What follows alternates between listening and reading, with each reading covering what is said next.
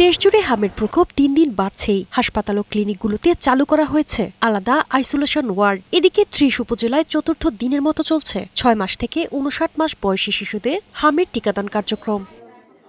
ঝালকাঠির নলসিটিতে চলছে হামরুবেলার টিকাদান কর্মসূচি। ১৬ দিন ব্যাপী এই কর্মসূচিতে ২১,০০০ শিশুকে টিকা দেওয়ার লক্ষ্য নির্ধারণ করা হয়েছে।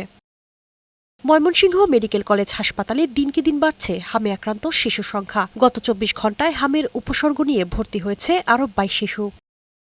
রাজশাহী মেডিকেল কলেজ হাসপাতালে গত ২৪ ঘণ্টায় হামের উপসর্গ নিয়ে আরও ৩ শিশু মারা গেছে। উপসর্গ নিয়ে ভর্তি হয়েছে আরও ২৩ শিশু। আইসোলেশন ওয়ার্ডে তো আমাদের সক্ষমতা আগের মতো রয়েছে ৪০ শয্যা। আমরা আইসোলেশন কর্নার করেছি।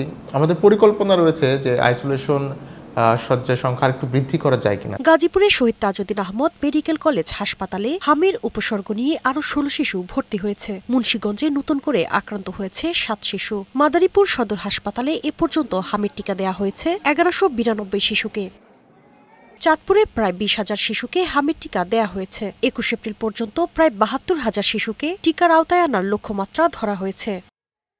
নাটোরে গত ২৪ ঘণ্টায় বেড়েছে হাম আক্রান্ত রোগীর সংখ্যা। জনবল সংকটে হিমশিম খাচ্ছেন হাসপাতালের স্বাস্থ্যকর্মীরা। আমরা সাধ্যমতো চেষ্টা করছি, একদম অনেক বেশি খারাপ আমাদেরকে রেফার করার মতো রোগী নেই, আমরা চেষ্টা করছি সবাইকে। নেত্রকোনায় এ পর্যন্ত হামের উপসর্গ শনাক্ত হয়েছে ১৫১ জনের। পাবনা জেনারেল হাসপাতালে ভর্তি হয়েছে আরও ১৭ জন। এছাড়া জেলায় চতুর্থ দিনের মতো চলছে হামের টিকাদান কর্মসূচি।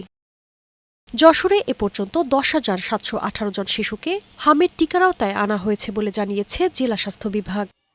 রংপুরে হামের উপসর্গ নিয়ে হাসপাতালে ভর্তি হয়েছে ১০৭ জন। শরীয়তপুরে বাড়ছে হামাক্রান্ত রোগীর সংখ্যা। বর্তমানে ১৪ জন রোগী সদর হাসপাতালে চিকিৎসাধীন আছে। শারমিন ডিমি, বৈশাখী সংবাদ।